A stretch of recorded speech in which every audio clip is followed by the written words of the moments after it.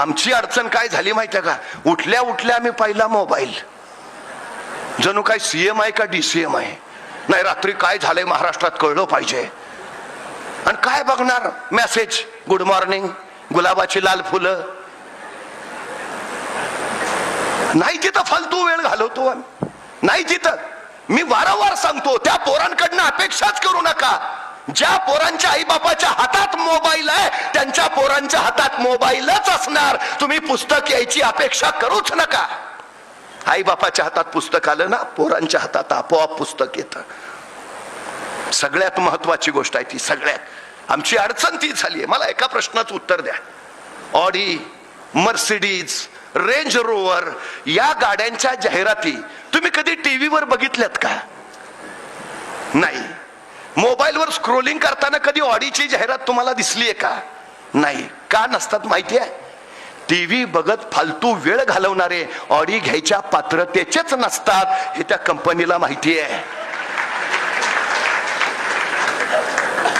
जे मोबाईलवर टाइमपास करताय ना, त्याची लायकीच नाही रेंज रोवर घ्यायची. त्याला जाहिरात दाखवून उपयोगच नाही. त्याला जाहिराती कुठल्या? Rummy circle.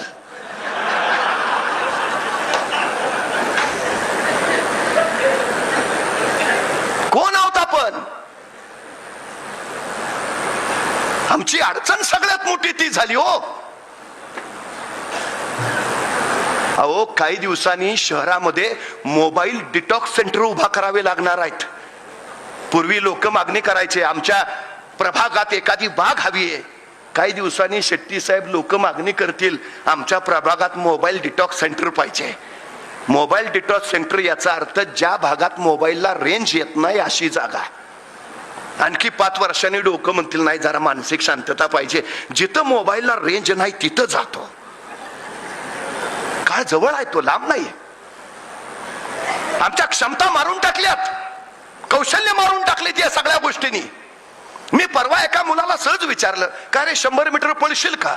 ते 2 मिनिटं माझ्याकडेच बघत बसलं. अरे म्हटलं 100 मीटर पळशील का? मग त्याने हळूच विचारलं, 100 मीटर म्हणजे किती?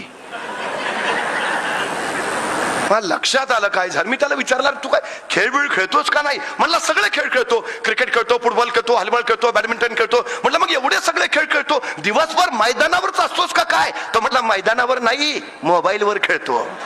म्हटलं मग बरोबर आहे, तुला 100 मीटर कळणारच नाही.